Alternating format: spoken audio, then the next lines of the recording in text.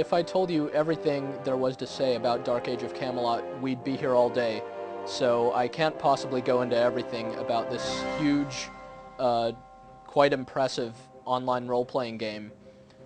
You might have heard of Dark Age of Camelot before. It's an online role-playing game similar to games like EverQuest and Asheron's Call, only it takes place after the death of the legendary King Arthur, and contrary to its title, it includes not just sort of the Arthurian realm of Albion, where Camelot is the capital, but it's also got two other realms based on other kinds of mythology. You've got Midgard, which is the Norse realm, where there are trolls and Vikings and things like that, and you also have Hibernia, which is a Celtic realm, where you have elves and half giants called Firbolg and that sort of thing.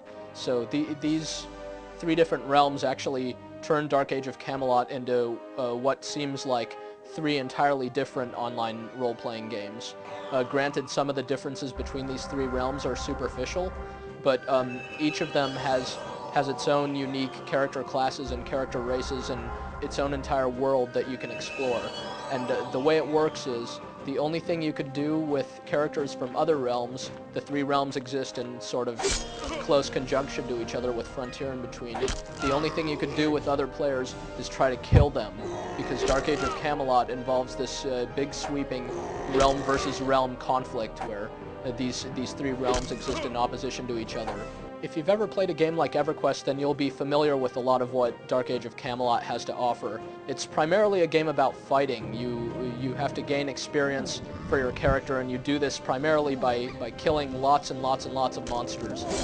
Fortunately, the game's combat system is quite interesting, and its many different character classes all have a good amount of options that they can use in battle. And the game especially promotes team tactics, grouping with other players. You can form groups of up to 8 different people, and in turn, have combined groups for many more players and even larger encounters, especially in realm versus realm conflicts between players, where you'll literally have, armies of opposing players on either side.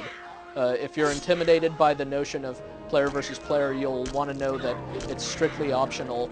You don't need to ever venture into the frontier areas where player versus player combat exists, and you'll also be comforted to know that there's no penalty incurred if you're killed by an enemy player. You just kind of respawn at the last place you bound your character, and you can run back into the fray. There is a penalty if you get killed by one of the game's many monsters. What happens there is you lose some experience, and you also lose some points of constitution, the statistic that determines how many hit points you have and stuff like that. You need to buy these constitution points back from an NPC healer, and this starts to get more and more expensive as you gain in levels, to the point where it becomes pretty crippling on your pocketbook if you die. The game's economy is actually very stringent. It's hard to make ends meet in the world of Camelot, but this actually works out quite well. You'll feel like the money you've earned is very valuable, and you'll choose carefully as to the kind of equipment you'll purchase. The stringent economy also makes trade skills very important in Dark Age of Camelot. A player who learns how to make good weapons and armor can actually make a good amount of money selling these to players and stuff like that. People who practice trade skills can also combine their efforts with other craftsmen to create siege weapons, which can be used in realm versus realm encounters. You can actually have catapults and ballistas and battering rams out on the field along with these armies of players, and the realm versus realm ends up playing like a big game of capture the flag, where you're trying to storm enemy fortresses and steal their holy artifacts in the name of your own realm. Again, it's all in good fun. There's no permanent losses incurred if you should lose some of your artifacts to the enemy. There are other ways to gain experience besides just killing stuff. You can take quests and smaller quests called tasks, but primarily it is going to come down to doing a lot of fighting. And although many characters can fight effectively on their own, you are going to want to join groups of players, because the game definitely rewards groups by giving them various experience bonuses. The going can be very slow trying to gain levels in Dark Age of Camelot, but if you get into a good group and find a good place to hunt, or some good places to hunt rather, you'll level up nice and fast and gain access to a lot of new skills. The combat is generally nice and fast.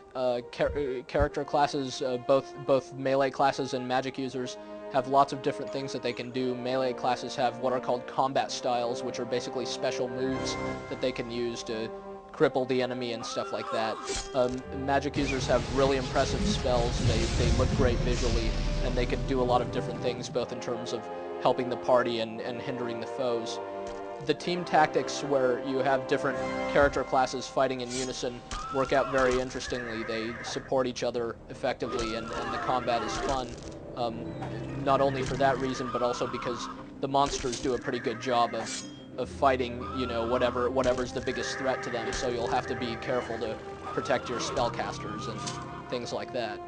It's important to note that the game is rock solid. It's completely stable. It looks great and sounds great by and large. There's little to no loading time in the game, except when you enter some of the capital cities and that sort of thing. The frame rate stays very smooth in almost all cases, even when you have lots and lots of players around. So what it boils down to is, should you make the switch from your game of choice to Dark Age of Camelot, or if you've never played an online RPG before, is this the one that you should try? In both cases, there's good reason why Dark Age of Camelot should be the game you should be playing right now.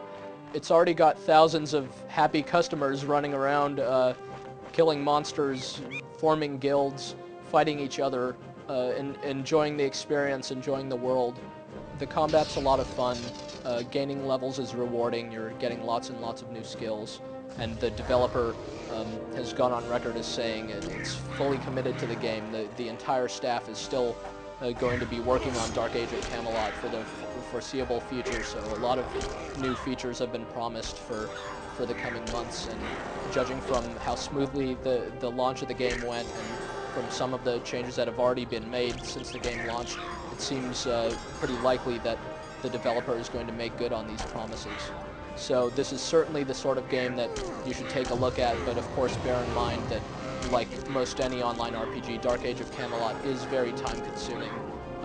It is similar to games like EverQuest, so if you, for some reason, don't like the particular format of those games, you might not prefer the style of Dark Age of Camelot either. All that said, it's easily one of the finest online role-playing games to date, and one of the better games this year.